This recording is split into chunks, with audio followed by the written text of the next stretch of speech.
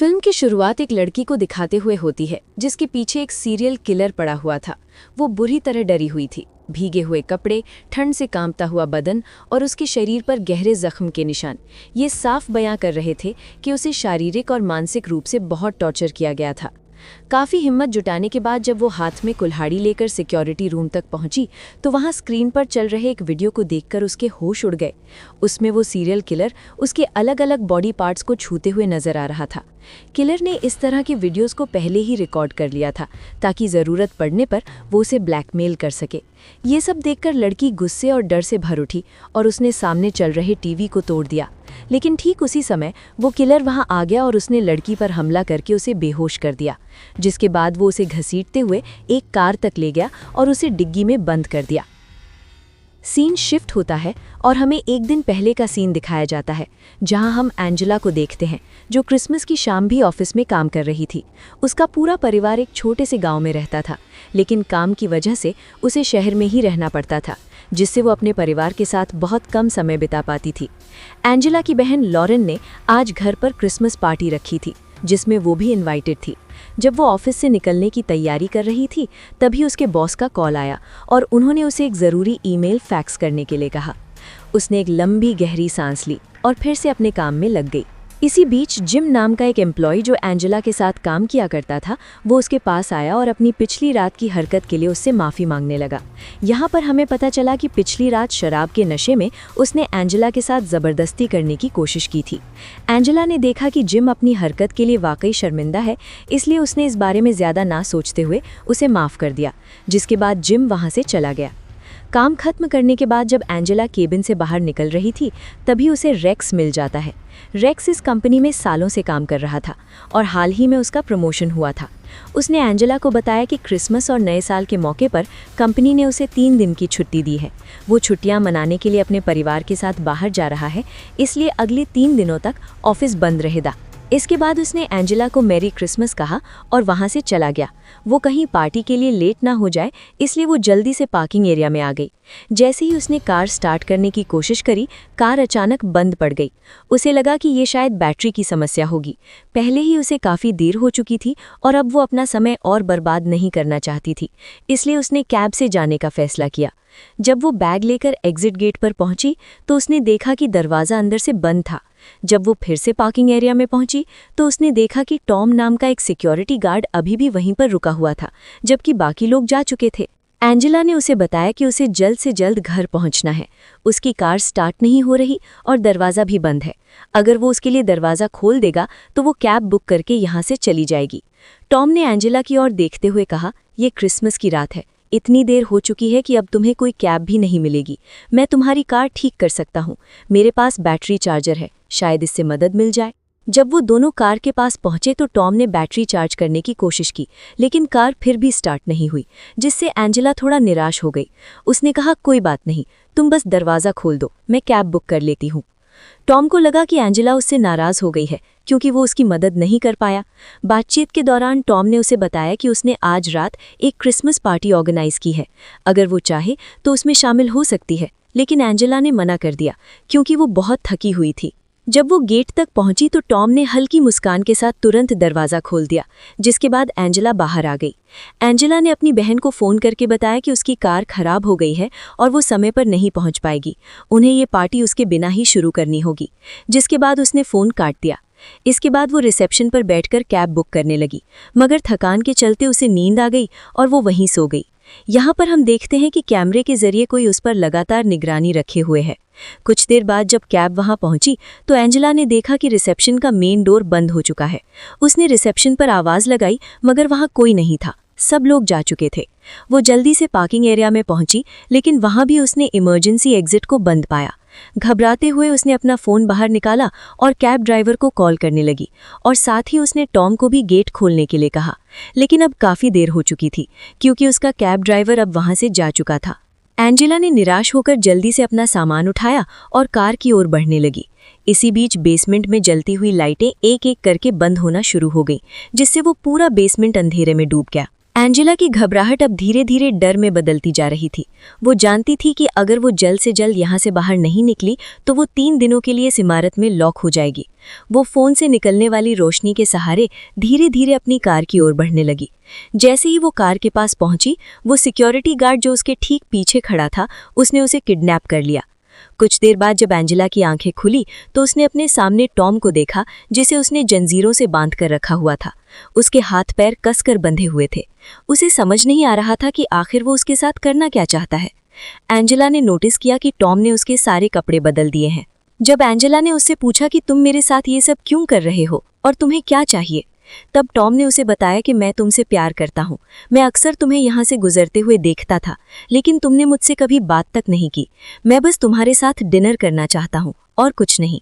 वो एंजेला से उसके घर, परिवार, दोस्त और जहाँ वो रहती है, इन सब चीज़ों के बारे में पूछता है और साथ ही वो अपने बारे में भी बताता है, जैसे कि उसका नाम टॉम है और वो कैलिफोर्निया में रहता है।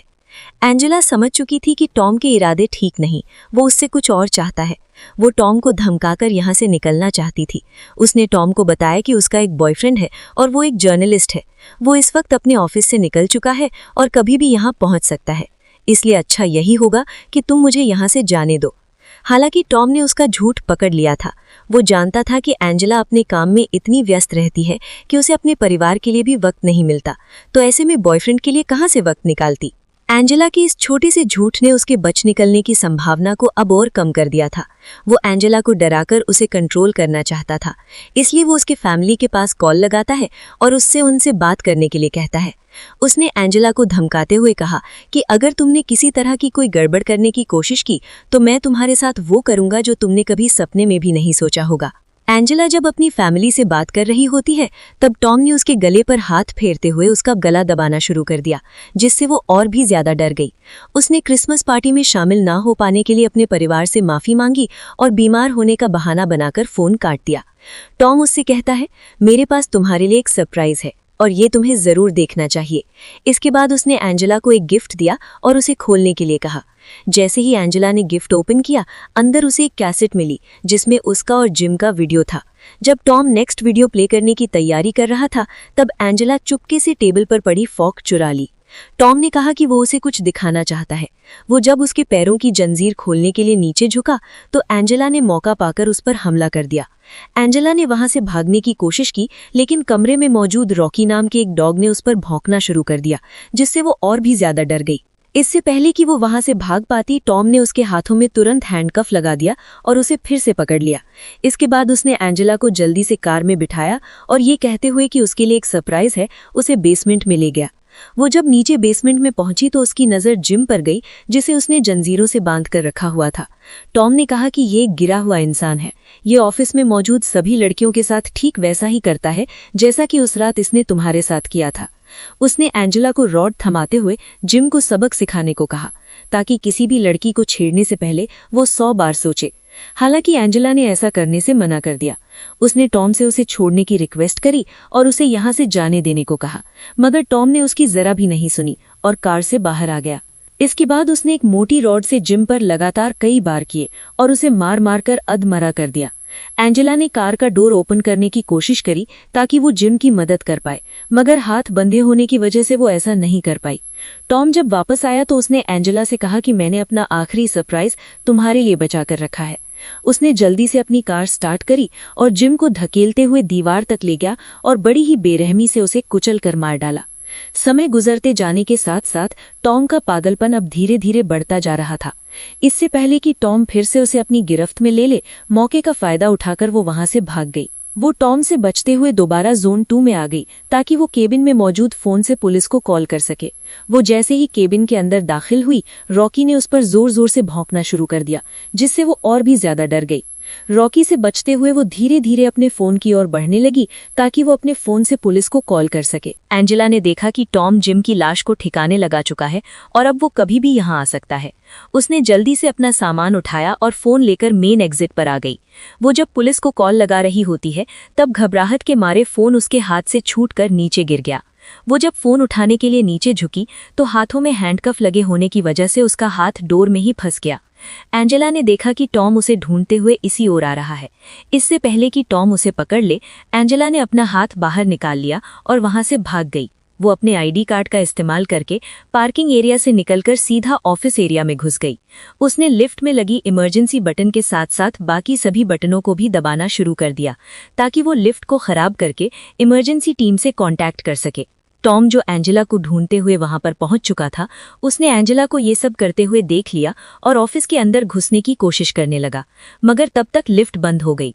एंजेला कहीं भाग न जाए इसलिए उसने लिफ्ट की पावर सप्लाई को बंद कर दिया, जिससे लिफ्ट बीच में ही रुक गई। एंजेला ने जब दोबारा इमरजेंसी बटन को प्रेस किया तो इस बार उसकी कॉल लग गई। उसने बताया कि टॉम नाम के एक सिक्योरिटी गार्ड ने उसे किडनैप कर लिया है और वो उसे मारना चाहता है, लेकिन उसने एंजेला की बातों पर अपनी कोई प्रतिक्रिया नहीं दी क्योंकि उससे बातें करने वाला कोई और नहीं बल्कि खुद टॉम था। उसने एंजेला से कहा कि तुम मुझे एक मौका देकर तो देखो, तुम मुझे पसंद करने लगोगी। उसकी बातें अब एंजेला के कानों में चुभने लगी थी। वो उसकी आवाज़ अब और नहीं सुन सकती थी, इसलिए उसने अपने कानों पर हाथ रख लिए और नीचे फर्श पर बैठ गई। वो जानती थी कि अगर वो यहाँ से बाहर निकली तो टॉम उसे मार डालेगा, इसलिए उसने लिफ्ट में ही रुकने का डिसीजन लिया। लेकिन टॉम भी अब अपनी जिद पर अड़ चुका था। वो उसे कैसे भी करके लिफ्ट से बाहर निकालना चाहता था, इसलिए उसने पानी का पाइप ऑन करके उसे लिफ्ट के ऊपर फेंक दिया, जिससे लिफ्ट में धीरे धीरे पानी भरना शुरू हो गया। इसी बीच उसने रेक्स की डेड बॉडी को नीचे लिफ्ट में फेंक दिया, जिससे एंजेला और भी ज्यादा डर गई। इससे पहले कि लिफ्ट पूरी तरह से पानी से भर जाए, उसने जल्दी से ग्राउंड लेवल का बटन दबा दिया, जिससे लिफ्ट नीचे आ गई और सारा पानी बाहर निकल गया। इससे पहले कि टॉम उसे ढूंढते हुए यहाँ भी आ जाए, वो जल्दी से बेसमेंट में चली गई और वहां पर मौजूद गाड़ियों के नीचे छिप गई। टॉम ने एंजेला का पीछा किया और बेसमेंट में चारों तरफ उसे ढूंढता रहा, मगर वो उसे कहीं नहीं मिली। वो समझ चुका था कि एंजेला इस तरह उससे कभी नहीं मिलने वाली, इसलिए वो जल्दी से केबिन में आ गया और सीसीटीवी कैमरा के थ्रू उस पर नजर रखना शुरू कर दिया। एंजेला पूरी तरह भीग चुकी थी और ठंड में उसका शरीर जमना शुरू हो गया था। उसने देखा कि टॉम सीसीटीवी कैमरा के थ्रू उस पर नजर रखे हुए है। अगर उसे टॉम से बचना है तो सबसे पहले उसे इन कैमरा से बचना होगा। उसने इमरजेंसी बॉक्स से एक कुल्हाड़ी निकाली और बेसमेंट में लगे कैमरास को एक एक करके तोड़ना शुरू कर दिया ताकि टॉम उसे देख ना पाए। वो जब टॉम को मारने के लिए केबिन में आई तो वहां पर चल रहे वीडियोस को देखकर उसके होश उड़ गए। उसने देखा कि बेहोशी की हालत में टॉम उसके प्राइवेट पार्ट्स पर हाथ फेर रहा था। यही नहीं, वहां पर वो वीडियोस भी प्ले हो रहे थे जिनमें उसके शरीर पर एक कपड़ा तक नहीं था। एंजेला के लिए ये सब बेहद घिनौना और शर्मनाक था। उससे ये सब देखा नहीं गया और उसने सामने चल रहे टीवी स्क्रीन्स को तोड़ दिया। इसी बीच उसकी नज़र कुछ पुलिस वालों पर गई जो उसकी मदद के लिए यहाँ पर आ चुके थे। वो जैसे ही बाहर जाने के लिए पीछे मुड़ी, टॉम ने इलेक्ट्रिक शॉक देकर उसे बेहोश कर दिया और उसे कार की डिग्गी में छिपा दिया। पुलिस वाले पूरे बेसमेंट को छान मारते हैं, मगर उन्हें वहां कुछ नहीं मिलता। होश में आते ही उसने कार की डिग्गी को जोर जोर से पीटना शुरू कर दिया और एक रॉड की हेल्प से डिग्गी में लगे लॉक को तोड़ दिया। वो जब पुलिस वालों का पीछा करते हुए मेन डोर पर पहुंची तो उसने देखा कि वो लोग यहाँ से जा चुके हैं। टॉम, जो अभी भी मेन गेट पर ही खड़ा था, उसने एंजेला को देख लिया और उसके पीछे अपना डॉगी छोड़ दिया। उस डॉग से बचने के लिए एंजेला जल्दी से एक कार में घुस गई, मगर उस डॉग ने फिर भी उसका पीछा नहीं छोड़ा और उसे बुरी तरह इंजर्ड कर दिया। एंजेला उसे मारना नहीं चाहती थी, मगर अपनी जान बचाने के लिए मजबूरन उसे रॉकी को मारना पड़ा। इससे पहले कि टॉम उसे ढूंढते हुए यहाँ भी आ जाए, वो जल्दी से केबिन में आ गई और वहां पर रखी हुई कुछ कार कीज को चुरा लिया। तो वहीं दूसरी तरफ टॉम जब बेसमेंट में पहुंचा तो उसने पाया कि उसका डॉग रॉकी मर चुका है। वो एंजेला पर काफी गुस्सा हुआ और उससे बदला लेने की ठान ली।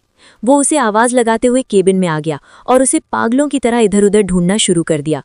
इससे पहले कि टॉम उसे मार डाले, एंजेला ने उसकी आंखों में पेपर स्प्रे छिड़क दिया और डोर लॉक करके बाहर आ गई।